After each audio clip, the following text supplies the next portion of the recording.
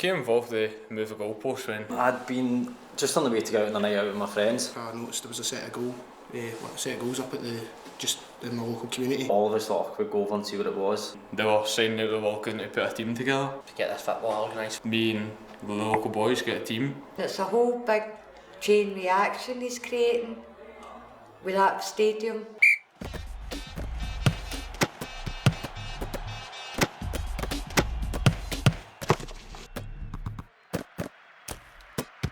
Before Move the Goalposts, I used to get in quite a lot of fighting, gang fighting, etc. I used to see it, Move the Goalposts, the mobile pitches. One of my friends got me into it. Since then, I made the choice to change my life, basically. Came up with this idea to write a children's storybook. Took me about 7 months to write the book and then another 7 months to get it eventually published. These guys give you a bit of respect and drive you on to be better. When I was taking my young son to these nights, you were getting kids that were coming from other areas which would normally not happen. And they're mixing and they're doing something they enjoy, so they're going to mix. Again, going back to the guys who run that, I don't think they stand for any like lip or trouble. These guys, they command respect and they get the respect of these kids. I was a team playing for national in Mauritius. I was a captain team in my school. The best. It's better than Mauritius. It's a bit hard to play, but it's fine. Because they don't know me, I don't know them. You know, it will be a bit difficult to pass the ball and all that, you know. But I think by time it will be okay. I'm the oldest man in the team, but there's a lot of young boys that come up with maybe about 15, 16-year-old, and it keeps them off his sleep, running about, drinking, doing whatever they're doing, fighting and stuff like that. So he's in front of the day.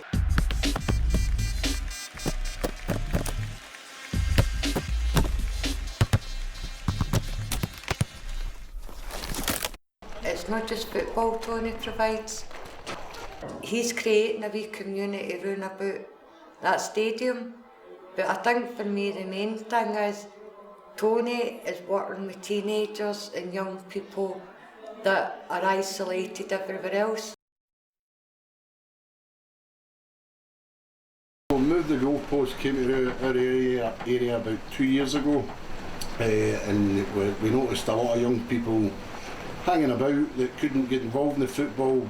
Sometimes they were too young, a lot of girls playing it, so we kind of started providing activities for them out with, along with Move the Goalposts. But a lot of them came and they hadn't been fed, and we identified these children, but not to make them any different from anyone else. We tried to give them something. Working with Move the Goalposts, it developed into a phenomenon basically, where now we cater for over 175 young people every week. I've been suffering from dyspraxia for a while, and when I first started here 4 years ago, I had no chance of kicking a ball. I was absolutely useless. But over the years, it's helped me tremendously. I'm playing out, I can run longer, my balance is so much better, I'm not falling about trying to kick the ball, I stay on my feet better. It's helped me so much in my balance coordination. I left school last year, I've been doing college, I'm doing a construction course, but if it wasn't for this, I would have probably still been in school. It wouldn't be good with my confidence, like with the wheelbarrow, my balance, people nudging me in that wasn't good, but due to this, it's helped me grow tremendously.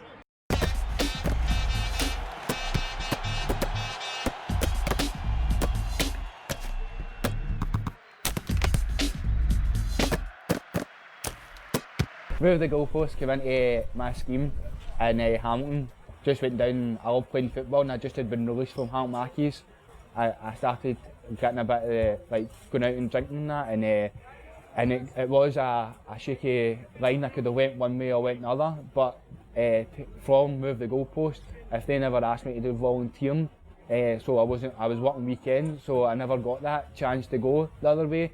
Tony and Brian kept me on the straight and narrow. They moved on to another scheme, but still kept in contact with them.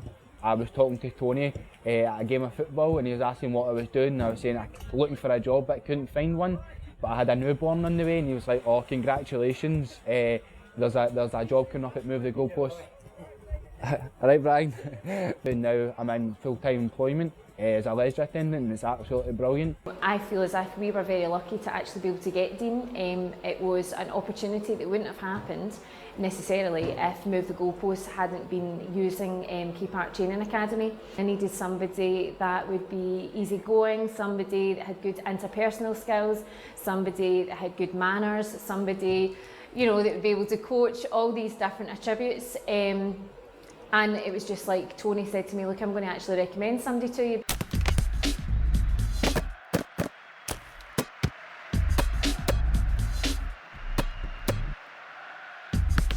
I knew Tony from before, but when I met him again, he really took me under his wing and he helped me out and he got me back on track. Having a bit of coaching experience myself, Tony wanted me to come in and get involved in the programme.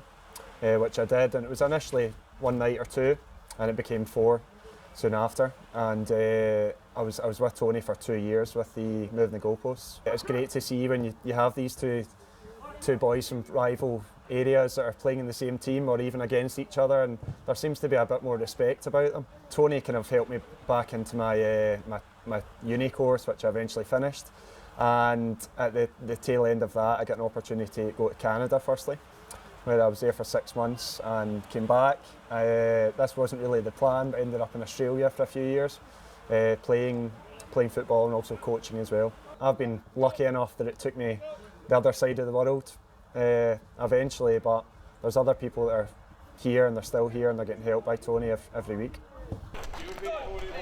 They're quite a hard to reach group when you're talking about people from disadvantaged areas, and particularly young men from disadvantaged areas. We had decided to consider doing an SFA coaching event where it was open for young people to get their SFA coaching. Tony had put it out to the teams that he was engaged with, and 38 young people turned up on Suicide Prevention Day at the Hamilton Palace grounds, and the young people were just absolutely amazing. They were completely engaged. Again, I had that sense of this being something almost magical. Move the Goalposts initiative is a fantastic programme, and it was one that was basically brought to our attention. Myself and one of the trustees, James Keane, went and visited the site at the back of the Greenhouse shops in East Kilbride, and basically saw the fantastic work that was taking place, and that was over 2 years ago, and we decided basically as a charity that it was something that we wanted to get involved in, and we're now very, very pleased that we've been able to do that. I'd just like to thank Monique for inviting us up here, because the boys absolutely love this place. They love the people here. They're made to feel so welcome up here.